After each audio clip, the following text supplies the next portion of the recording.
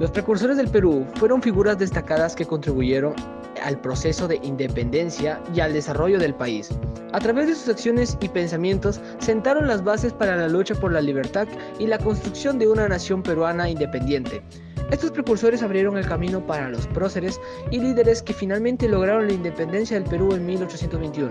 En esta exposición exploraremos algunos de los precursores más importantes y su papel en la historia peruana. El primero de los precursores de que hablaremos será Mariano Melgar, poeta peruano considerado uno de los fundadores de la literatura peruana contemporánea. Es conocido por dar popularidad a los yarabíes. Sus grandes obras fueron El Sol, Carta a Silvia y El Ruiseñor y el Calecero. Y como sus fábulas tenemos a El Murciélago y Los Gatos. Fue precursor de la independencia del Perú. En 1812 viajó a Lima para estudiar Derecho en los claustros de San Carlos, coincidiendo su estancia en la capital con las manifestaciones en favor de la independencia. Melgar se incorporó poco después a la rebelión emancipadora de Mateo Pumacahua, a quien sirvió como auditor de guerra. Tras la batalla de Humachiri fue apresado y sometido a consejo de guerra. El 12 de marzo de 1815 fue fusilado. Póstumamente, en 1878 se editó el volumen Poesías de don Mariano Melgar. A pesar de su formación neoclásica, la obra de Melgar presenta rasgos prerrománticos, sentimentalismo, amor por la naturaleza, culto a la libertad y fervor patriótico. Otra de las más importantes y quizás una de las más conocidas precursoras del Perú, Micaela Bastidas Puyucahua, hija de un descendiente de africanos y de madre indígena. A Micaela le decían la Zamba. Recibió la educación básica y casera. A los 15 años se casó con José Gabriel Condorcanqui, noble incaico, descendiente de Túpac Amaru, que además se convirtió en su tutor intelectual e ideológico. En 1764, Condorcanqui fue nombrado cacique de Pampamarca, Tungazuca y Surimana, de modo que el matrimonio se instaló en la localidad de Tinta, cerca de Cusco.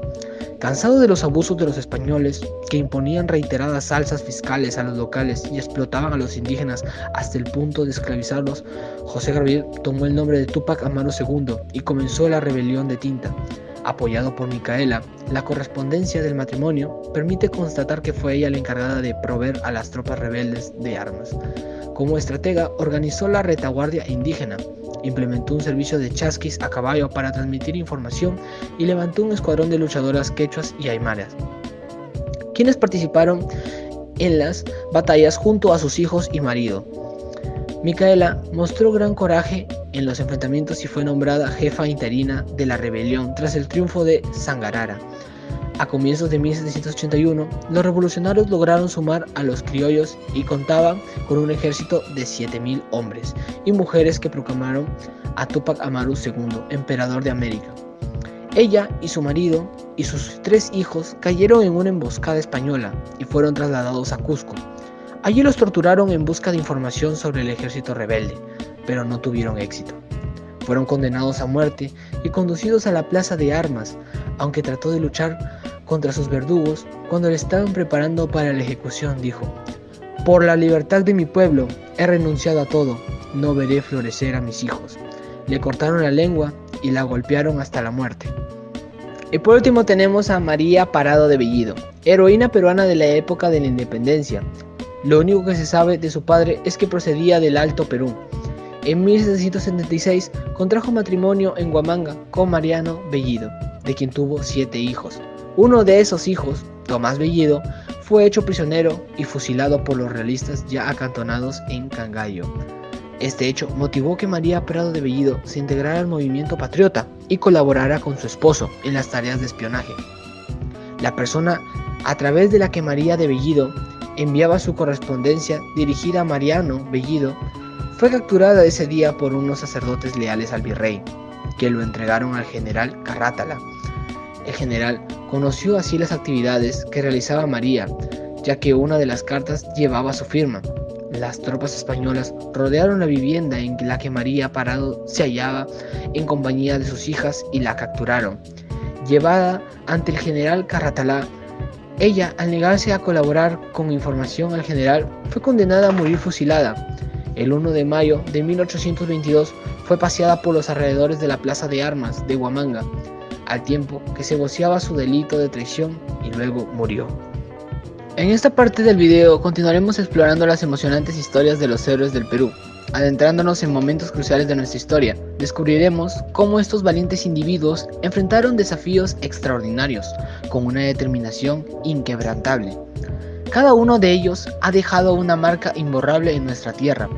Acompáñenos mientras destacamos su valentía, su lealtad a la patria y su legado perdurable que continúa inspirando a generaciones futuras. José Abelardo Quiñones González, héroe aviador. Nació en el puerto chiclayano de Pimentel el 22 de abril de 1914, hijo de José María Quiñones Arizola y de María Juana Rosa González Orrego. Terminados sus estudios y venciendo a la oposición familiar, ingresó en 1935 a la Escuela Central de Aviación Jorge Chávez, de la que egresó con el grado de alférez de aeronáutica el 21 de enero de 1934, premiado con el Ala de Oro, como reconocimiento por ser el mejor piloto de caza de su promoción denominada Comandante José Ragús. Cabe destacar que Quiñones fue el primer cadete que realizó un looping invertido. En la Escuela de Aviación recibió las enseñanzas teóricas y la práctica suficiente para cristalizar su vocación y tomar conciencia de su responsabilidad al servicio del país y la defensa de la República. Egresado de la Escuela de Aviación, Quiñones fue destinado al Escuadrón de Aviación número 4, con sede en Ancón. Casi a los 2 años de su egreso de Las Palmas, el 28 de enero de 1941, fue ascendido a la clase de teniente en aeronáutica. El 23 de julio, la escuadrilla número 41, a la que él pertenecía, despegó del campo de Tumbes para cumplir con la misión de recuperar la frontera y atacar al puesto ecuatoriano de Quebrada Seca. Integraban a la escuadrilla el teniente comandante Antonio Alberti, los tenientes Fernando Paraud, José Quiñones y el alférez Manuel Rivera. En la operación, Quiñones efectuó el descenso para lanzar sus bombas, siendo alcanzado por el fuego antiaéreo de los adversarios, que efectuó su avión en zonas vitales. Así, terminó la vida de este gran lambayecano, que supo defender con valor la integridad de su patria. Al día siguiente fue ascendido póstumamente al grado de capitán por muerte heroica en acción de armas. 3 meses después, el 19 de octubre de 1941, sus restos fueron entregados al cónsul del Perú en Guayaquil y desde 1961 reposan en un mausoleo en Las Palmas, junto al cual se halla un trozo de su avión. Miguel Grau fue hijo del coronel Juan Manuel Grau Berrío y de la dama piurana Luisa Seminario del Castillo. Aunque nació en Piura, vivió su infancia en el puerto de Paita, donde forjó su vocación marina. Durante 10 años navegó en 12 distintas naves, recorriendo diferentes puertos de Asia, Estados Unidos y Europa, completando además una circunnavegación antes de retornar al Callao en 1853. En 1854, Grau ingresó a la Marina de Guerra del Perú como guardia marina, sirviendo sucesivamente en el vapor Rímac, el Pailebot Vigilante y el vapor de ruedas Ucayali. En 1856, con el grado de alférez de fragata, pasó a servir a bordo de la fragata Purímac, integrándose plenamente al cuerpo de oficiales de la Marina.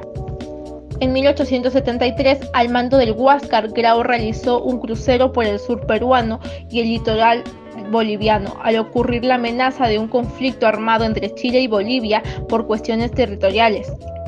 Al estallar la Guerra del Pacífico el 5 de abril de 1879, Grau obtuvo licencia del Congreso para volver al servicio, retomando el mando del Huáscar.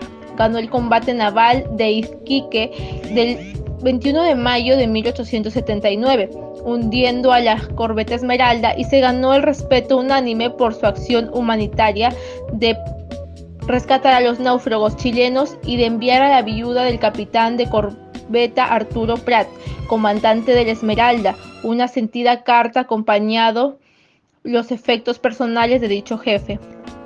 En los meses siguientes, Grau realizó varias incursiones en aguas controladas por Chile, atacando sorpresivamente, hostilizando sus líneas de comunicación y bombardeando las instalaciones militares de los puertos.